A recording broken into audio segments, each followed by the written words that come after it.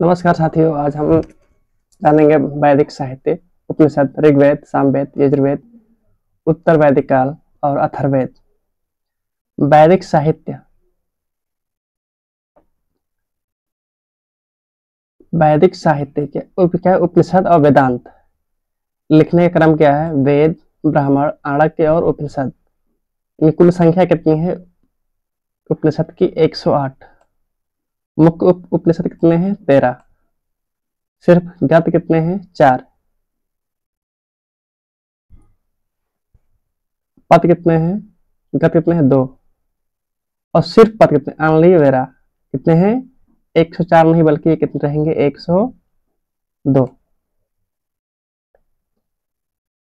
सबसे बड़ा उपनिषद बृहदारण्यक उपनिषद।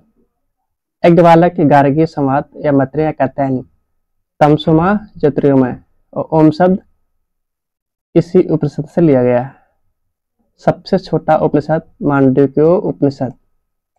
मुंडोपनिषद से सत्यमेव ज्योति लिया गया है। कठोपनिषद से एम नचिकेता संवाद लिया गया है। कुल कितने संस्कार हैं? 16 संस्कार। एक पहला संस्कार कौन है? गर्भधारण संस्कार, स्त्री पुरुष संबंध या वंश वृद्धि के लिए। पुष्प संस्कार या क्या है? उत्तम संतान के लिए। जात कर्म संस्कार क्या है? शहद घी जब। और नामकरण संस्कार, निष्क्रमण संस्कार, सूर्य चंद्रमा के दर्शन करवाने हेतु जब लड़का जन्म लेता है तो उसके बाद सूर्य चंद्रमा का दर्शन कराया जाता है। क्या है? निष्क्रमण संस्कार। फिर क्या है? चूड़ाक्रम संस्कार मुंडन के लिए। कर्णभेदन संस्कार कान छेदन के लिए। यज्ञोपवीत संस्कार जनेऊ पहनाने के लिए। सामर्थ्य संस्कार और अंत्येष्टि संस्कार। सबसे लास्ट का संस्कार क्या है? अंत्योष्टि संस्कार। अब जानेंगे ऋग्वेद। इसके संकलनकर्ता कौन है? कृष्ण द्वैपायन वेदव्यास। कुल 10 मंडल है। 8 शाखा कितने हैं? 5। सूक्ति कुल कितनी है? 1028 सूक्ति इसमें है। इसमें 1007 शाकल और बालकिल्प 11। ऋचाएं कुल कितनी है? 10,532 मंत्र इसमें। शब्द कुल कितने हैं? लगभग में 1.5 लाख। पढ़ने वाला कौन होता है? होत्र। तीसरा मंडल क्या है? गायत्री मंत्र। एक किसके लिए समर्पित है? सूर्य के लिए समर्पित है। ऋषि विश्वामित्र द्वारा लिखित है गायत्री मंत्र। चौथा मंडल किससे संबंधित है? कृषि से। 7वें मंडल में दशराज युद्ध का वर्णन किया गया है। राजा सुदास विजयी हुए थे। 8वें मंडल हस्तलिखित रचनाओं के बारे में वर्णन करता है। 9वां मंडल सोम देवता के बारे में बताता है। प्रत्येक मंडल का अन्य देवता के नाम से शुरू होता है। 10वें मंडल में क्या है? जाति व्यवस्था या चतुर्कोण व्यवस्था, पुरुष सूक्ति। ब्राह्मण शिक्षा के लिए, क्षत्रिय रक्षा के लिए, वैश्य व्यापार के लिए, शूद्र कारीगर के लिए। इनके कर्तव्य धर्म सूत्र में बताए गए हैं।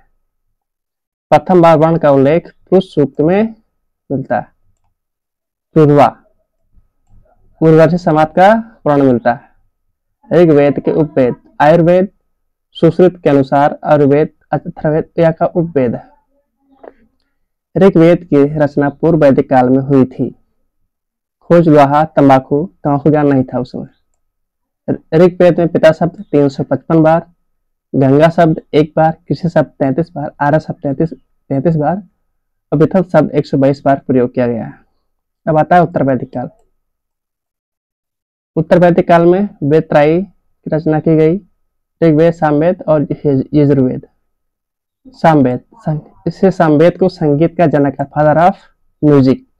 स्वरों का पहला प्रयोग सामवेद में हुआ। सारे गामा पाधेनी। सामवेद को पढ़ने वाला उद्दात या उद्गाता होता है। उपवेद कौन है? सिकंदर वेद। संकलनकर्ता कौन है? भरत मुनि। यजुर्वेद यज्ञ प्लस कर्म कांड से संबंधित है। कत प्लस पद दोनों में है। पढ़ने वाला अध्वर्यु कहलाता है। संकलनकर्ता कौन है? विश्वामित्र। अथर्ववेद सबसे लोकप्रिय वेद, मोस्ट पॉपुलर वेदास। इसे ब्रह्म वेद भी कहते हैं। सबसे क्या है? नया वेद। जादू टोना वशीकरण कृषि को प्रभावित करने वाला कीट औषधि के बारे में। कन्या जन्म, ये क्या करता है, कन्या जन्म पर निंदा करता है। पढ़ने वाला कौन होता है, ब्रह्मा। उपवेद क्या है इसका, शिल्पवेद। संकलन करता कौन है इसके, विश्वामित्र। फिर आता है ब्राह्मण ग्रंथ। वेदों को सरल भाषा में रूपांतरण कौन किया, ब्राह्मण ग्रंथ। ब्राह्मण ग्रंथ के वेदों का टीका भी कहा जाता है। ऋग्वेद का ब्राह्मण ग्रंथ ऐतरेय शाखा कौशिक है। सामवेद पंचदश प्रौढ़ या खड्वेश जन्य अश्य से। यजुर्वेद कृष्ण शाखा से, तत्रेय शुक्ल शाखा या शतपथ से। अथर्ववेद गोपद ब्राह्मण ग्रंथ से। फिर यह वेदांग शिक्षा का उच्चारण बताता है। कल्प किस मंत्र का प्रयोग किस काम में, निरुक्त वेद की आत्मा का शब्द का प्रयोग। छंद रचना का ज्ञान। ज्योतिष व्याकरण को जानने हेतु।